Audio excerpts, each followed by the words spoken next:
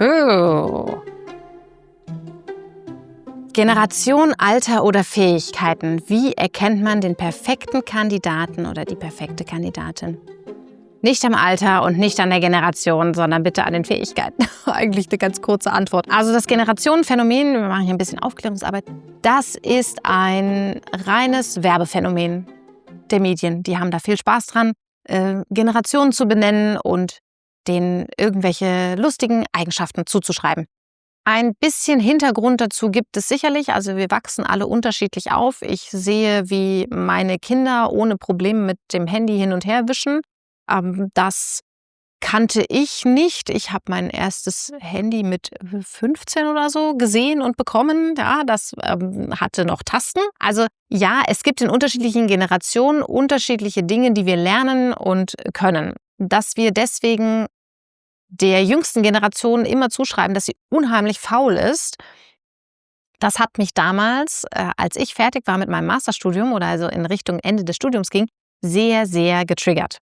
Da stand überall Gen Y, zu der ich laut Statistik ja dazugehöre, aufgrund meines Geburtenjahrgangs. Die wollen nur Work-Life-Balance. Und das war der Moment, wo ich gesagt habe, irgendwie fühle ich mich gar nicht. Ich möchte gerne einen Job und ich möchte gerne einen richtigen Job und ich möchte gerne arbeiten und ich möchte gerne was bewegen.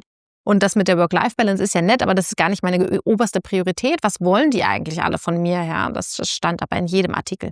Und ich habe mich dann dazu entschlossen, meine Masterarbeit über den Generationenvergleich Babyboomer X und Y zu der Zeit eben am Arbeitsmarkt zu schreiben, wie die unterschiedlich Work-Life-Balance-Angebote im Unternehmen wahrnehmen und welche sie gerne hätten.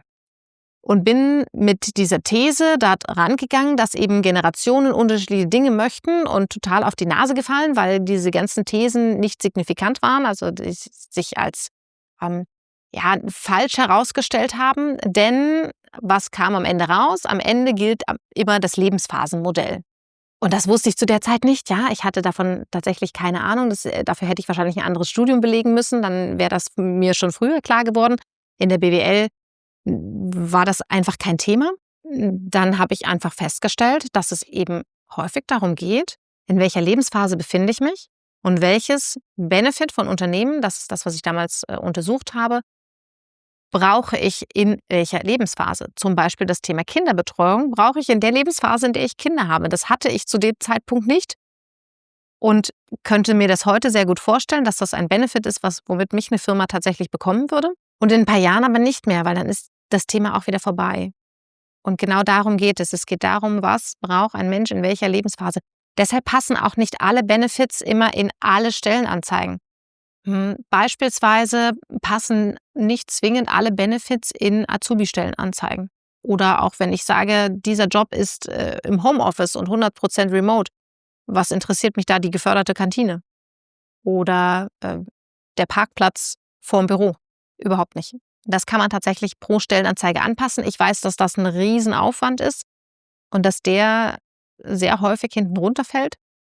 Wäre aber schön. Wer noch mehr machen möchte und noch bessere Stellenanzeigen machen möchte, kümmert sich auch noch darum, was möchte eigentlich meine Zielgruppe für Benefits haben.